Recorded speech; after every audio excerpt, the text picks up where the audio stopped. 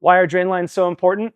Well, they carry water out of your house to prevent massive amounts of damage. When it comes to your drainage system, the main thing to remember is that water flows downhill.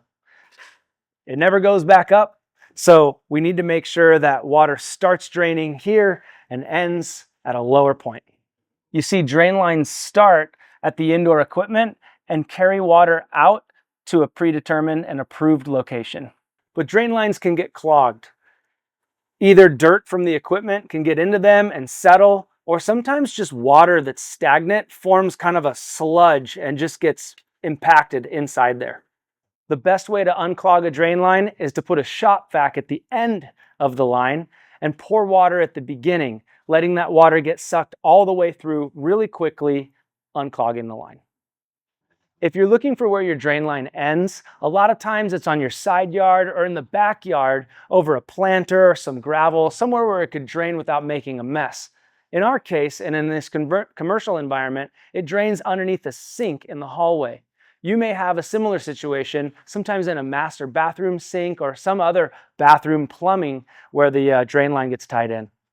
After the P-trap, it's really important to have a vent so that the water that's draining away from the P-trap doesn't get plugged up due to like kind of an airlock right here. So if you are flushing your drain line, you'll need to cap that or plug it so that you can get your vacuum going all the way through. But you do need to leave this open to the air to allow the water flowing on the downhill side of this to actually allow it to escape and not get plugged up like a straw that's filled with water when you put your thumb over it.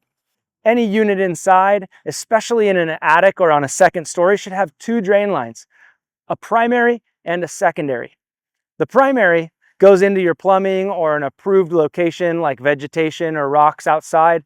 The secondary's job is to carry the water outside in the event the primary gets clogged, and we put the secondary over a door or a window as per code to alert you to the fact that the primary has been plugged up. Drain lines are fairly basic systems that can be really nuanced. We have condensate removal pumps, safety switches, moisture alerting devices, you name it, the list goes on. So if you're not sure what you're looking at, feel free to have a professional out and inspect your drainage system. It could save you a ton of money in expensive repairs.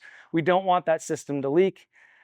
Anyways, I hope this video has been super helpful to you, and thanks for watching.